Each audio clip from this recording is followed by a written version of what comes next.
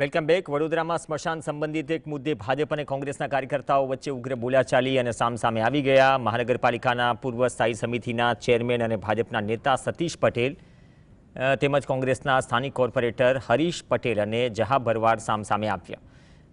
મોતના મુદ્દે પણ રાજકારણ થઈ હોવાની ચર્ચાએ જોર પકડ્યું છે। જોકે છાણી સ્મશાનમાંથી લાકડા સ્થાનિકો દ્વારા બીજા સ્મશાન ગૃહને નિઃશુલ્ક આપવાના મુદ્દે વિવાદ ઊભો થયો। મૂળ વાત એ છે અને આ લાકડા ભરીને જતા લોકોને રોકવા જતા ભાજપ અને કોંગ્રેસના કાર્યકર્તાઓ વચ્ચે ઘર્ષણ સર્જાયું।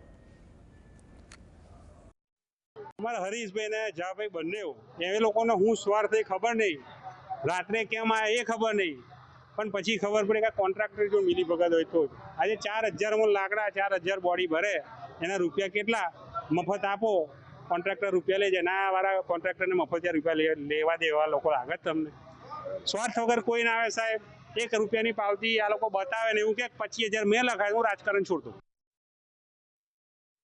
કે અમારા સ્મશાનના લાકડાઓ છાણીના લોકોએ દાનમાં આપેલા લાકડાઓ જ્યારે આજુબાજુના ગામમાં આપવાનું શરૂઆત કરી ત્યારે વિરોધ થયો છે। જે ધર્મદા ટ્રસ્ટના વહીવટ કરતા પૂર્વ સ્ટેન્ડિંગ કમિટીના ચેરમેન સતીશભાઈ આજુબાજુના ગામમાં જો દાન કરવાની એટલી ઈચ્છા હોય તો એમના પોતાના પૈસા દાન કરે, અમને કોઈ જ વિરોધ નહીં, પણ જે જગ્યાએ છાણી ગામના લોકોએ દાનમાં આપેલા લાકડા એ બીજા ગામડાઓમાં જ્યારે દાન કરવા નીકળ્યા હોય તેનો અમે આજે બી વિરોધ કરીશું, આવતીકાલે બી કરીશું। એના પછીના